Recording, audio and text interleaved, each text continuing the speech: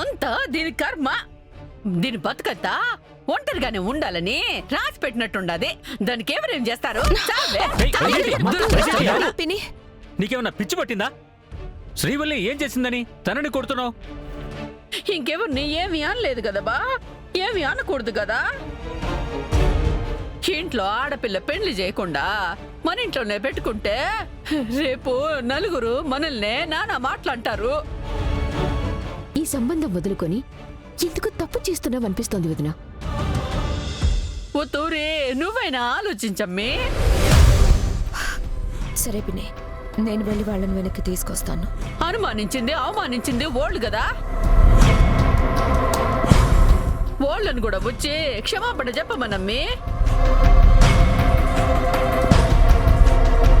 సరే అక్క, పదండి. దాత్రి రా, నువ్వు యువరాజ్ కూర్చో.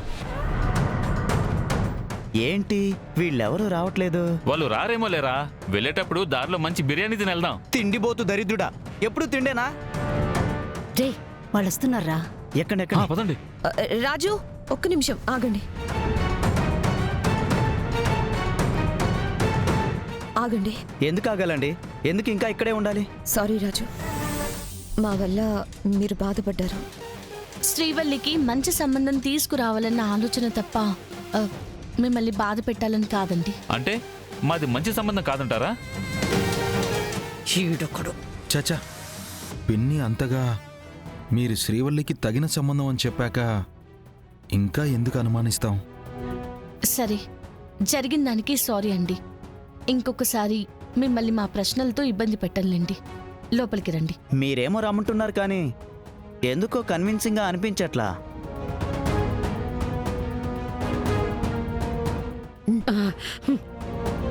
అయ్యో అల్లుడు గారు, అది కాదు, ఎక్స్ట్రా చేయకుండా లోపలికి రండి.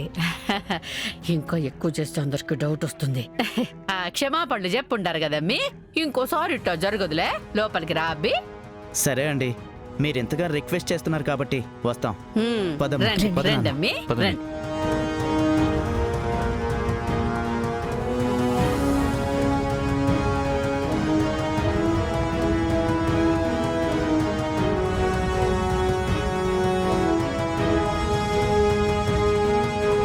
దరిద్రుడా, నగలు తీసుకోమని డబ్బులు ఇస్తే గిల్ట్ నగలు తీసుకుని వస్తావా? బోడి మీరిచ్చిన 5 లక్షలకి ఇవే నగలు వస్తాయి మేడం. మళ్ళీ 7 వారాల నగలు తీసుకురావాలని కండిషన్ ఒకటే. నీకింకా డబ్బులు కావాలంటే అడగమని చెప్పుండను కదరా. నీ వల్ల ప్లాన్ అంతా పాడైండేది. ఇంకోసారి ఇలాంటి పిచ్చి పనులు చేశావంటే ఫ్రాడ్ గాడివని నేనే పోలీసులకు పట్టిస్తాను. అమ్మో, అత్త కోడళ్ళు ఒకరికి మించి ఒకరు యాక్టింగ్ చేస్తున్నారుగా. లోపలికి రారా నాయనా. పదండి. రండి రండి.